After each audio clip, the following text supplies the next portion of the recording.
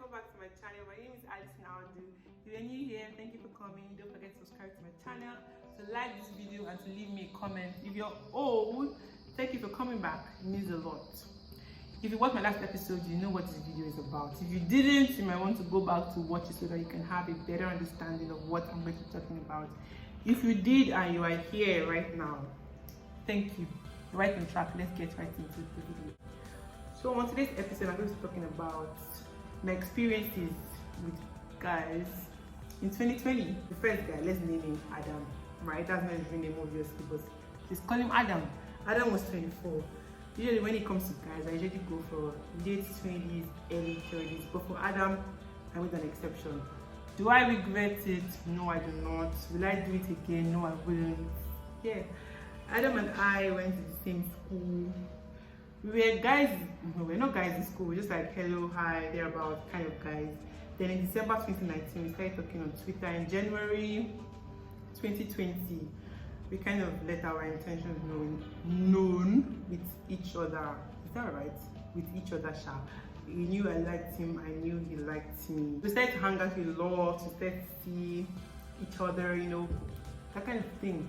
And it went on for like 4 months, thereabout. And then after a while, we started to act really off. Someone that I would text like in the morning, someone that would reply me in the morning. I'm not texting me in the morning, not replying me like in the night or the next day. This went on for like a week. So I started to confront him. I mean, we are adults, right? We can talk about it. It's tired or whatever it is. I confronted him, and then he was like, oh, nothing is a problem. I'm just overthinking. I'm being dramatic, blah, blah, blah. That work is fine. Everything is all right at home. Like, okay, cool. So we went back, and then for the first week, he was acting like everything was actually fine, right?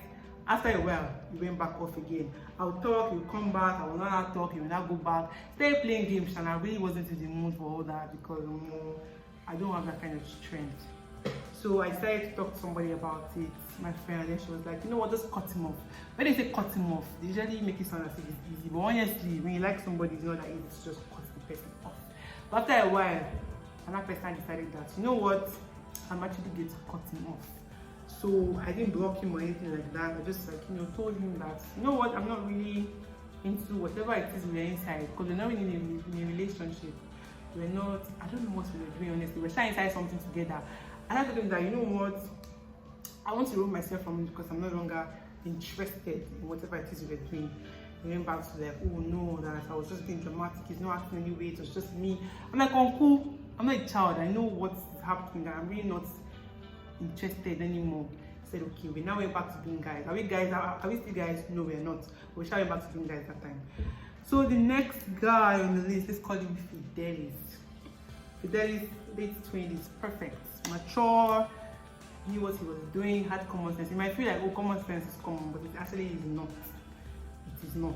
So yeah, he had actually a very good thing. It's a good thing to have, because most people don't have it. But yeah, he had it.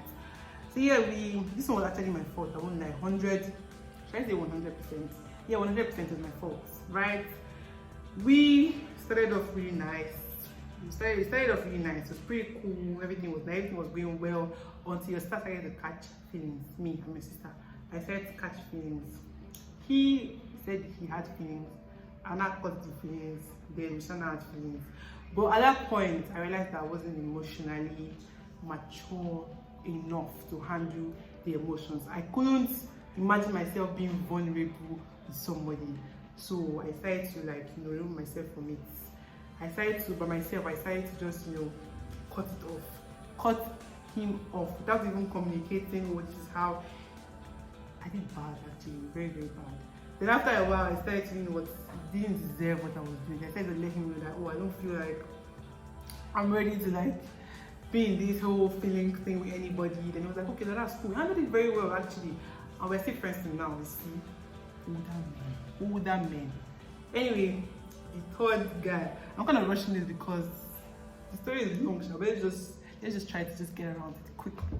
The third guy, right? Let's name this one Femi, because I see girls usually name all those Yoruba demons on Twitter.